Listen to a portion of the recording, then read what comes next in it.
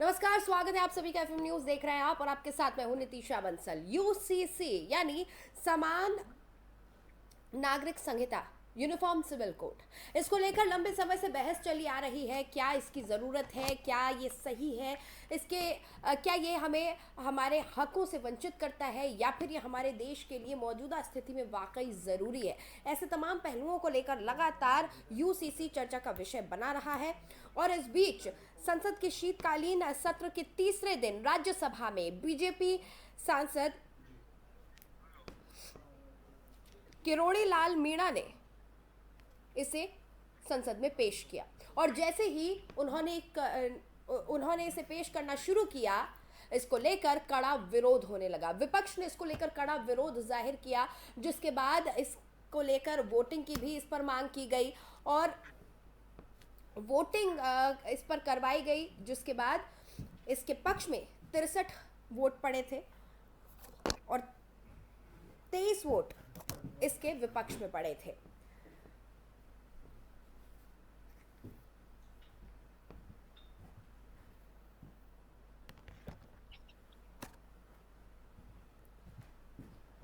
तो तीसरा दिन था ये संसद के शीतकालीन सत्र का, और तीसरे ही दिन जोरदार हंगामे के साथ यूसीसी को पेश किया गया। भारतीय जनता पार्टी के सांसद किरोड़ी लाल मीणा ने राज्यसभा में समान नागरिक संहिता यानी यूनिफॉर्म सिविल कोड या यूसीसी पर एक निजी सदस्य विधेयक पेश किया। विपक्षी सदस्यों ने इस बिल का विरोध किया और प्रस्तावित विधेयक पर मतदान की मांग की। बिल का प्रस्ताव देते ही राज्यसभा में विपक्ष ने इसका कड़ा विरोध किया। सभापति विपक्ष के बर्ताव को लेकर नाराज भी हुए। सभापति ने उठकर कहा कि सदस्यों के पास बिल पेश करने का अधिकार है। अगर इससे किसी भी सदस्य को परेशानी है तो उन्हें इस पर राय रखने का अधिकार है, लेकिन इस तरह विरोध करने की जरूरत नहीं है।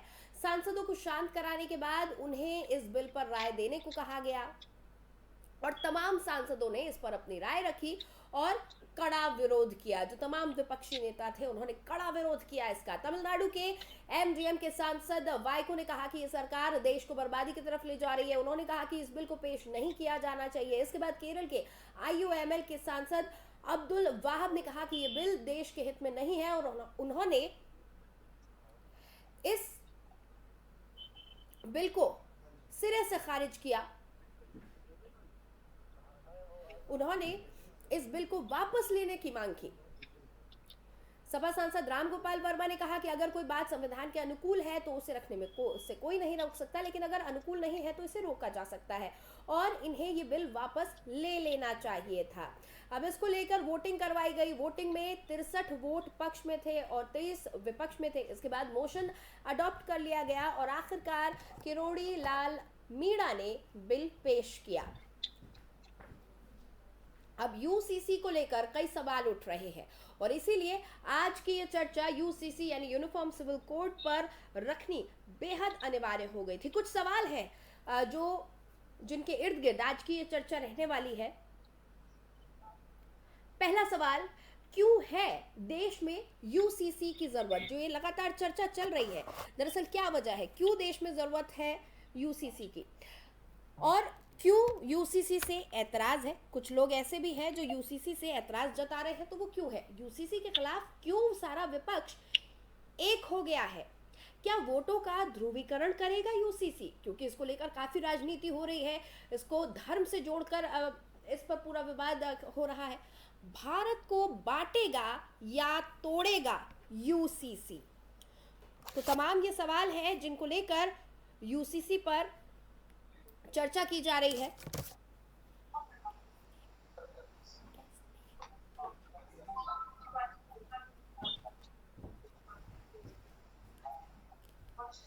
कुछ खास मेहमान हमारे साथ जुड़ गए हैं।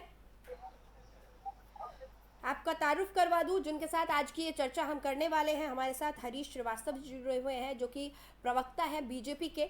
हमारे साथ ब्रजराज सिंह जी जुड़े हुए हैं, नेता है कांग्रेस के। साथ ही धर्मेंद्र सिंह धर्मू हमारे साथ जुड़े हुए हैं, अधिवक्ता है सुप्रीम कोर्ट के। बहुत बहुत स्वागत है आप तीनों का एफएम न्यूज पर। सबसे पहले हरीश श्रीवास्तव जी, आपके पास मैं आना चाहूंगी। सर, आखिर क्या जरूरत है यूसीसी की देश में या मौजूदा वक्त में, क्योंकि इसको लेकर लंबे समय से बहस चली आ रही है और लंबे समय से सरकार ये कह रही है कि बहुत जरूरी है यूसीसी इस वक्त लेकर आना। देखिए, जो लोग भी राइट थिंकिंग के लोग हैं, हाँ। जो लोग भी इस राष्ट्र का हित चाहते हैं, जो लोग चाहते हैं कि ये जो टुकड़े टुकड़े में जात पात पंथ संप्रदाय में जो निहित स्वार्थ के चलते कुछ राजनीतिक दलों ने देश को बांट रखा है, हाँ। वो दूर होना चाहिए और वन स्पिरिट में देश के सभी नागरिकों के लिए हाँ। ये यूसीसी जरूरी है। है। एक स्पिरिट हो, क्योंकि वो यही धरती है, यही का जल है, यही का अन्न है, यही जो रोजगार के समान अवसर है। तो जब सबको सब कुछ समान है तो आखिर कानून सबके लिए अलग अलग क्यों? हाँ। कानून तो एक होने चाहिए। हाँ। जब नागरिक अधिकार सबके एक से हैं और सबको इस देश में समान अवसर प्राप्त है, सबको वो इसी भूमि का पानी, इसी भूमि का अन्न, इसी में वो शिक्षा, तो जब सब कुछ एक है, सबको समान रूप से मिल रही है, तो आखिर ये कानून क्यों अलग अलग?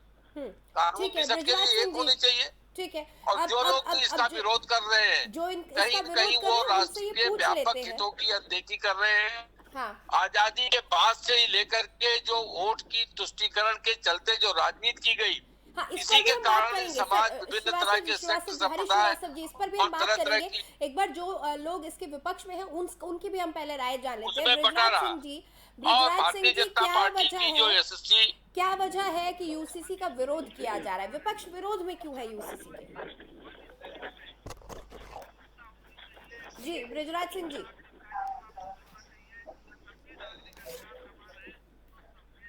ब्रिजराज सिंह जी, मेरी आवाज आ रही है आप तक? जी जी जी, नमस्कार जी। क्या वजह है कि विपक्ष यूसीसी का विरोध कर रहा है? देखिए, मैं सबसे पहले बता दूं कि भारत देश संविधान के तहत चलेगा और जो बाबा साहब ने संविधान बनाया, हाँ। उसके तहत मैं आपको बता दूं कि उसमें पंथनिरपेक्ष, लोकतांत्रिक, गणराज्य, समाजवाद, ये सब चीजें संविधान में मौजूद हैं। संविधान जो भी भारत देश के नागरिक हैं उनको एक सरलता से जीने के लिए नियम बनाता है, जो कि बहुत अच्छे से स्वतंत्रता से एक भारतवासी जिए। लेकिन आप किसी भी तरीके से ये नहीं कर सकते कि आप किसी भी कानून को थोपें। आप इस तरीके से कर रहे हैं। मैं आपको एक बात समझा दूं कि एक परिवार में रहने वाले सभी सदस्यों को आप एक नियम बना रहे हैं, मान लो, और आप इस तरीके से देखिएगा कि अब उसमें जैसे एक परिवार होता है, एक परिवार में कोई कमरा छोटा होता है, कोई कमरा बड़ा होता है। हाँ। और कोई कमरा बहुत बड़ा होता है, किसी में खिड़कियां कम होती हैं, किसी में एक होती है, किसी में दो होती हैं। आप इस चीज को देखिए, इसकी गहराई देखिएगा। आप एक घर में रहने वाले सभी सदस्यों के लिए एक नियम बनाना चाहते हैं, ये कैसे संभव होगा? आप इसकी बारीकी आप देखिए कि मैं आपको बता दूं, किसी कमरे में ज्यादा हवा आएगी, किसी कमरे में कम हवा आएगी, किसी के लिए बाथरूम अलग रास्ते से है, लेकिन आप कह रहे हैं सभी लोग एक ही दिशा में जाएंगे, तो ये कैसे संभव होगा? 1976 में हमारे इंदिरा गांधी जी ने सर, तो ऐसे तो संविधान की भी क्या जरूरत है? अगर ऐसा ही है तो संविधान की भी क्या जरूरत है? संविधान की जरूरत इसीलिए है ना कि ताकि पूरे देश को जोड़ कर रखा जाए। ये तो आपकी बात कुछ समझ में नहीं आई। मैं फिर लौटूंगी आपके पास। एक बार हम सुप्रीम कोर्ट के अधिवक्ता, मैं सुन नहीं पा रहा हूँ, दरअसल मैं रास्ते में चल रहा हूँ। हाँ, नहीं, हमारे साथ धर्मेंद्र सिंह धर्मू जी जुड़े हुए हैं, जो कि सुप्रीम कोर्ट के अधिवक्ता हैं, सीनियर लॉयर हैं। उनसे हम एक बार इसका कानूनी पहलू समझ लेते हैं जो आप कह रहे हैं। इसमें एक बार उनसे राय जान लेते हैं। सर, ये समझाइए हमें कि क्या वाकई यूसीसी संविधान के खिलाफ है? नमस्कार जी। देखिए, जो कॉन्स्टिट्यूशन का डिस्कशन हो रहा है, हाँ। तो कॉन्स्टिट्यूशन में आर्टिकल 36 से लेके 51 तक में, हाँ। जो राइट है उन राइट को डिस्क्राइब किया गया है, उनके बारे में डिस्कस भी किया गया है। हाँ। आर्टिकल 44 में स्पेसिफिक इस बारे में डिस्कशन हुआ है, हाँ। कि देश में रहने वाले जो भी लोग हैं, हाँ। उन लोगों को अधिकार समान रूप से कैसे मिले, इस पे आगे प्रोसीड करना चाहिए देश की संसद को भी। ऑनरेबल सुप्रीम कोर्ट के भी इसमें बहुत सारे व्यूज आए। और आपकी जानकारी के लिए मैं बताना चाहूंगा कि दिल्ली हाई कोर्ट में जब 4 पिटीशन फाइल हुई तो उन चारों पिटीशन को क्लब कर दिया गया, एक साथ कर दिया गया, और दिल्ली ऑनरेबल हाई कोर्ट ने उस पर डिस्कशन और डिसीजन के लिए एक साथ हियरिंग की। तो ये इतना इम्पोर्टेंट इशू है पूरे देश के लिए। अभी आपने कुछ दिन पहले ये महसूस किया और देखा भी होगा कि अमेरिका के राष्ट्रपति ने अपने बयानों में ये कहा कि भारतवर्ष में एक ऐसा लोकतंत्र है, जो लोकतंत्र अद्भुत है, जिसमें सभी जाति धर्म के लोग एक साथ रह के उन्नति की बात करते हैं। तो जहां पर एक साथ रह के उन्नति की बात होती है, हाँ। यही संविधान हमारा आम जनता के लिए, जो आप सिविल यूनिफॉर्म कोड की बात करते हैं, कोड क्या है? कोड है कई एक्ट को मिला के या कई जो हमारे अधिनियम है उनको मिला करके किसी एक अधिनियम को पारित किया जाए। तो अब कोड के अंतर्गत आईपीसी एक्ट भी है, आईपीसी कोड भी है। हाँ। तो यहाँ पर हिंदू लॉ, मुस्लिम लॉ, स्पेशल लॉ यानी क्रिश्चियन लॉ उसमें इंक्लूडेड है। तो इस तरीके से हिंदू, मुस्लिम, क्रिश्चियंस, सिखों, सबके लिए जो एक कानून हो जिसकी परिधि में रहते हुए सबको न्याय मिले और सबके अधिकार संरक्षित रहें। क्योंकि कॉन्स्टिट्यूशन में जो आर्टिकल 21 है, आर्टिकल 19 है, आर्टिकल 20 है, स्पेसिफिक राइट के बारे में ये आर्टिकल्स हैं, यानी फंडामेंटल राइट। 21 की अगर हम बात करते हैं तो फंडामेंटल राइट की बात करते हैं। अब फंडामेंटल राइट की बात करते हैं तो जहां लायबिलिटी है वहां रिस्पॉन्सिबिलिटी भी है, वहां हमारे राइट्स भी हैं, लेकिन अपने राइट के लिए हम किसी के राइट को कर्टेल नहीं कर सकते। ये बहुत इंपॉर्टेंट है। और कॉन्स्टिट्यूशन की जो वास्तविक मंशा है, यानी भारतीय संविधान की जो मूलभूत अवधारणा है, वो यही है कि किसी के अधिकारों का हनन ना हो। वो तभी नहीं होगा जब पूरे देश में समान नागरिक संहिता का प्रवाह होगा, यानी इसका इम्प्लीमेंटेशन होगा। और इस सिविल प्रोसीजर कोड के माध्यम से जो लोगों के राइट है वो राइट लोगों के अपने इस्टेब्लिश होंगे, जो लोगों की यानी कहीं ना कहीं जी अगर हम शॉर्ट में कहें तो कहीं ना कहीं ये संविधान के खिलाफ नहीं होगा। तमाम जो धर्म है, तमाम जो कानून है, हर चीज को ध्यान में रखकर इस यूसीसी को लागू किया जाएगा। इसमें हर एक चीज का समावेश होगा, इसमें किसी के हकों का, किसी के अधिकारों का हनन नहीं होगा। आपका जो व्यू है बिल्कुल परफेक्ट है, अकॉर्डिंग टू कॉन्स्टिट्यूशन आप ही बात कर रही है इस समय। हाँ। ये जो भी अवधारणा है वो अवधारणा, आर्टिकल 44 की बात मैंने इसीलिए की। हाँ। कि वो अवधारणा है, वो अवधारणा समान और समान नागरिकों के लिए, यानी सिटीजन का जो फंडामेंटल कॉन्स्टिट्यूशनल राइट है, हाँ। वो स्टेब्लिश रहे और इक्विवेलेंट रहे। हाँ। क्योंकि अगर हम कॉन्स्टिट्यूशन की फिर बात करते हैं तो आर्टिकल 13 से लेकर के 35 तक अगर हम जाते हैं तो हर जगह सबके अपने अपने अधिकारों का ही वर्णन किया गया, चाहे वहां महिलाओं के समान अधिकारों का वर्णन किया गया हो, चाहे पुरुषों के समान अधिकारों का वर्णन किया गया हो, चाहे मौलिक अधिकारों का वर्णन किया गया हो, चाहे समान रूप से नौकरी पाने के अधिकारों का वर्णन किया गया हो। तो सब कुछ समान है। तो जब सब कुछ समान है तो सिविल यूनिफॉर्म कोड को लागू होने से आम जनता को बहुत फायदा होने वाला है, जो कि एक संविधान की मूलभूत अवधारणा है। हाँ, ठीक है। हरीश श्रीवास्तव जी, जितना हमने धर्मेश जी के से समझा, उनका यही कहना है कि देखिए कानून के हर पहलू को और हमारे देश में जो विविधताएं हैं उन तमाम विविधताओं का ख्याल रखकर यूसीसी लाया जाएगा और यूसीसी लागू किया जाएगा। तो फिर आपकी नज़र में क्या वजह है कि पूरा का पूरा विपक्ष एकजुट हो गया और एक सुर में यूसीसी का विरोध किया गया? नहीं, देखिए, विपक्ष केवल अपने राजनीतिक स्वार्थ की पूर्ति के लिए हाँ। वो लोगों की अलग अलग पहचान बनाए रखना चाहता है। ठीक है। और ये आप आजादी के बाद से ही देखिए कि नागरिकता एक है। हाँ। सबकी, सबके नागरिक अधिकार एक है। हाँ। तो आखिर में कानून सबके लिए अलग अलग क्यों? तो सर एक बात समझाइए मुझे कि विपक्षी पार्टियों का क्या हित है इसमें? विपक्षी पार्टियों का क्या मकसद है? क्या कहना चाह रहे हैं आप? साफ और स्पष्ट शब्दों में कहिए। ये केवल वोट की इनको लगता है कि हम इसका विरोध करेंगे। हाँ। तो जिनको कुछ स्पेशल राइट मिले हुए हैं, कौन है वो स्पेशल राइट्स वाले? वो वोट बैंक हमारा बनेगा। कौन से वोट बैंक की बात कर रहे हैं? वास्तविकता ये है कि सभी को इस देश की समृद्धि और खुशहाली के लिए हाँ। कॉमन सिविल कोड का समर्थन करना चाहिए। हाँ। और नागरिक, अगर अधिकार सबको समान है तो नागरिक दायित्व भी सबके समान होनी चाहिए।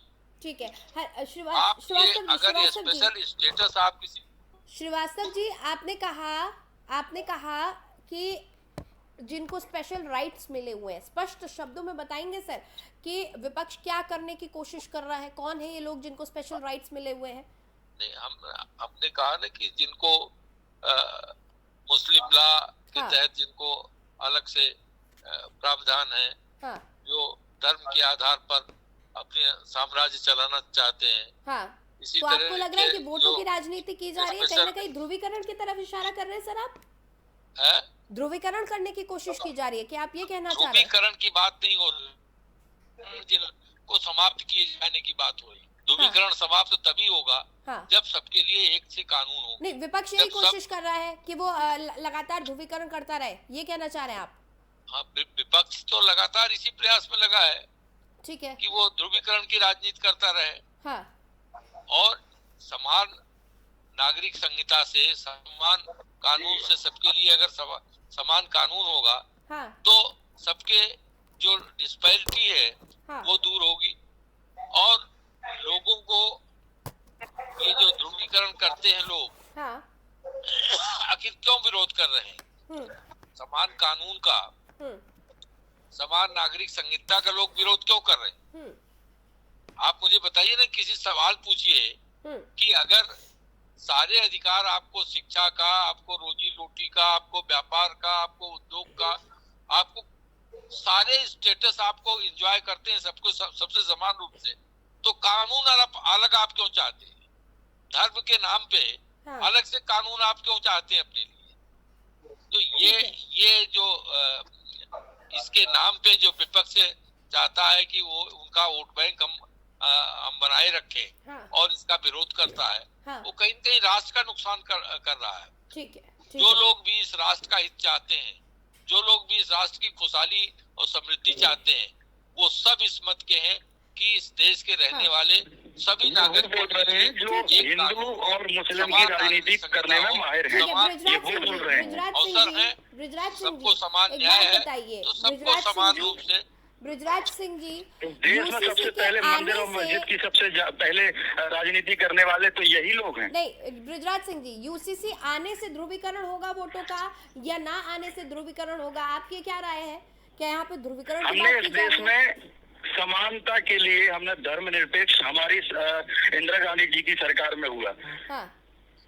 हमने अनेकता में एकता और ये सारी चीजें, समाजवाद, ये सारी चीजें हम अपने इसको ड्राफ्टिंग कमेटी जो उस समय संविधान में ये सब लागू हुआ, उसको हमने सुचारू रूप से चलाया। सबसे पहले जब इन्होंने मंदिर मस्जिद की शुरुआत कर दी, इन्होंने रथ यात्रा निकाली 92 में, और इन्होंने बाबरी मस्जिद और बहुत सारी चीजें, सबसे पहले तो इन्हीं ने देश प्रभावित किया है। नहीं, तो वो तो कह रहे हैं कि विपक्ष ध्रुवीकरण की राजनीति जारी रखना चाहता है, इसलिए नहीं चाहता कि सभी जो है यूसीसी यहाँ फॉलो हो जाए और सब एक छत्र के नीचे रहें, सबके लिए ये समान नियम के आड़ में ये संविधान पर ये चोट करना चाहते हैं। नहीं, देखिए, संविधान की किस धार्मिक व्यवस्था है जो आर्टिकल 25 से 28 में सभी वर्गों के लिए दी गई है, जो किसी भी व्यक्ति अपने धर्म के हिसाब से वो स्वतंत्र है अपना पूजने में और सारी प्रक्रियाएं मानने में। ये क्यों उनको आहत करना चाहते हैं? ये क्यों संविधान पर ठेस पहुंचाना चाहते हैं या फिर उनको क्यों छेड़छाड़ करना चाहते हैं? यूसीसी का मतलब ये नहीं है कि ये हमारी हिंदू और मुस्लिम करने की राजनीति है कि ये इनकी राजनीति है?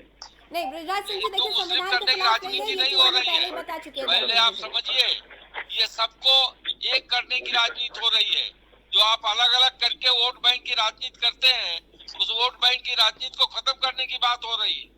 आपकी ये जो तुष्टीकरण की राजनीति रही शुरू की कांग्रेस की, उस तुष्टीकरण को समाप्त करके सभी देश के नागरिक का एक अधिकार हो, एक कर्तव्य हो और एक कानून के तहत सबको अवसर प्राप्त हो, ये सरकार करने जा रही है। ये बिल की भावना में निहित है।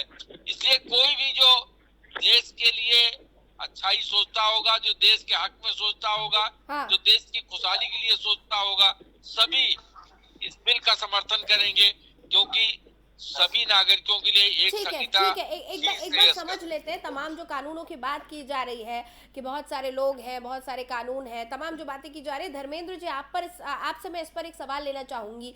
आपने तो कानून की सारी किताबें पढ़ी होंगी, तमाम केसेस आपके सामने से गुजरे होंगे, सुप्रीम कोर्ट में कई सालों से आप प्रैक्टिस कर रहे हैं। जितने कानून हमारे देश में है, जिस तरह के मसले आते हैं या जो विविधता हमारे देश में है, क्या आपको लगता है, मैं आपको कोई पॉलिटिकल स्टैंड के लिए नहीं कह रही हूँ, क्योंकि आप कानून के ज्ञाता है, मैं उस लिहाज से आपसे जानना चाहती हूँ कि इन विविधताओं के बीच क्या वाकई अब वो समय आ चुका है जब यूसीसी जैसा कोई कोड, कोई कानून हमारे देश में अब लागू किया जाना चाहिए?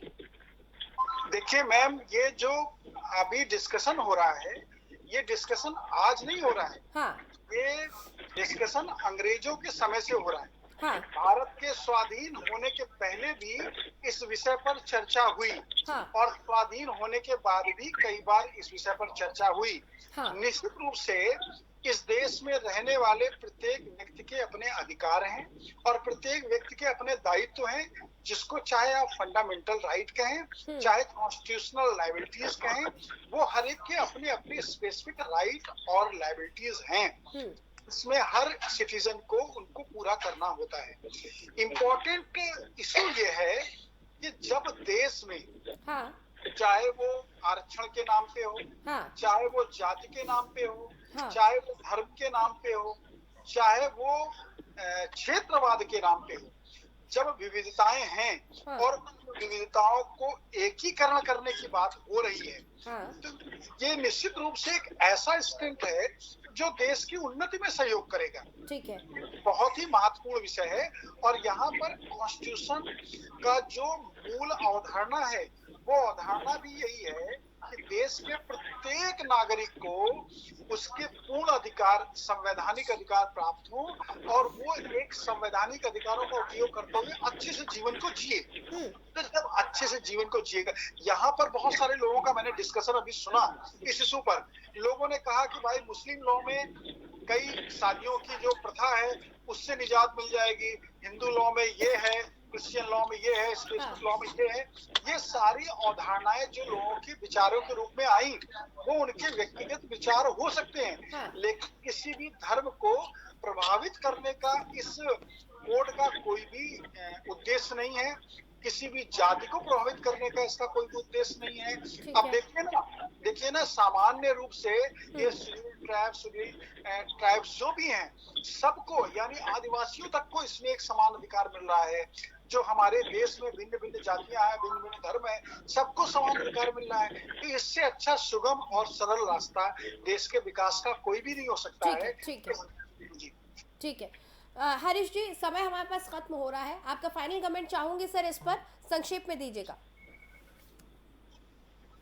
जैसा मैंने कि पहले भी कहा कि इस देश की समृद्धि के लिए, इस देश की एकता और मजबूत हो और सुदृढ़ दिखे और वो पूरी तरह से लेटर एंड स्पिरिट में आत्मसात हो एक एक नागरिक के, वो तभी संभव है जब एक समान नागरिक संहिता होगी। सभी नागरिक एक कानून से, एक संहिता से, एक गवर्न होंगे।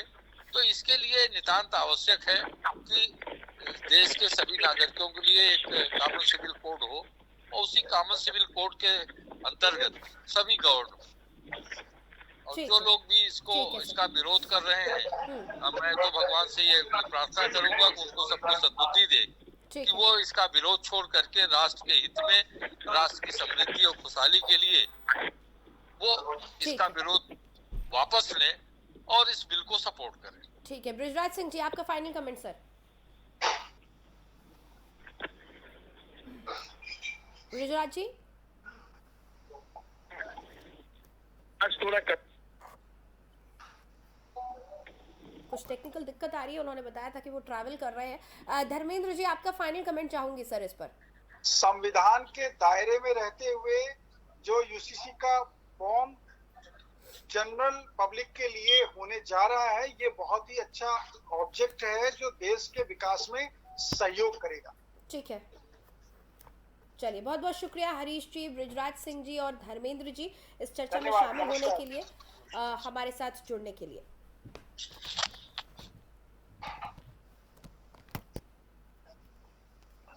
तो व्यक्तिगत कानूनों को खत्म करते हुए यूनिफॉर्म सिविल कोड का मतलब है विवाह, तलाक, बच्चा गोद लेना या संपत्ति के बंटवारे जैसे तमाम विषयों में सभी नागरिकों के लिए एक जैसे नियम होंगे।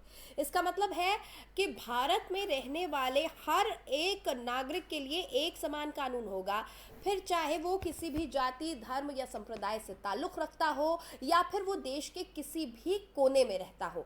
अब यूसीसी को राज्यसभा में पेश कर दिया गया है। इसके आगे ये बहस कितनी लंबी जारी रहेगी, क्या ये 2024 तक जाकर चोट करेगी या फिर यूसीसी को लेकर एक मत हो पाएगा देश, ये देखने वाली बात होगी। फिलहाल इस खास पेशकश में इतना ही। खबरों के लिए आप बने रहिए FM न्यूज के साथ।